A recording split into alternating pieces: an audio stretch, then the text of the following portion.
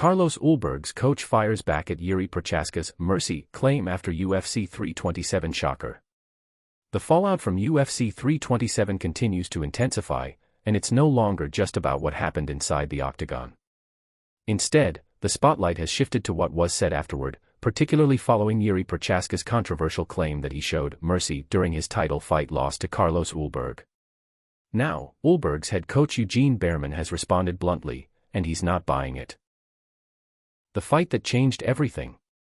At UFC 327, Ulberg delivered one of the most shocking performances of the year, knocking out Prochazka in the first round to claim the light heavyweight title, despite suffering a serious knee injury early in the fight.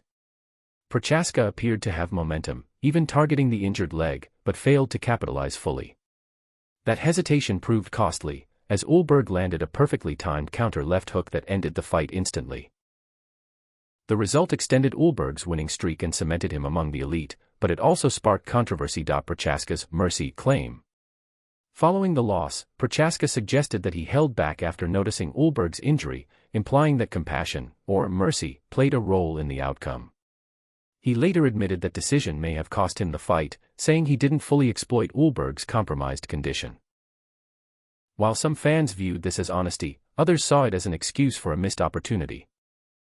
Eugene Bareman responds, "Make whatever excuses you want." That's where Eugene Bareman stepped in, and his response was direct and dismissive. According to reports, Bareman rejected the idea that mercy determined the fight, essentially telling critics, and Prochazka, to "make whatever excuses you want." From Bareman's perspective, the outcome came down to one thing: execution. Ulberg adapted under pressure. He stayed composed despite injury. And he capitalized when it mattered most. In other words, the coach believes the fight wasn't lost due to mercy, it was won through skill and resilience. Ulberg's mentality: no sympathy in title fights. Ulberg himself echoed a similar mindset. He dismissed the mercy narrative and pointed out that championship fights demand a ruthless approach. "If you're in there to get that title, you do whatever it takes," Ulberg said. That mentality reflects a broader truth in MMA: hesitation can be fatal. And in this case, it was mercy or mistake. The debate now centers on one question. Was Prochazka showing honor, or making a critical error? Many analysts lean toward the latter. Even during the fight, there were moments where Prochazka seemed to ease off rather than press his advantage, allowing Ulberg the opportunity to recover just enough to land the finishing blow. Ulberg, meanwhile, made it clear he wouldn't have done the same. What this means for Prochazka. For Prochazka, the loss is a major setback in his pursuit of reclaiming UFC gold. Once seen as one of the division's most dangerous and unpredictable champions, he now faces questions about his decision-making under pressure. His record in title fights has taken a hit, and the path back to the belt just became far more complicated.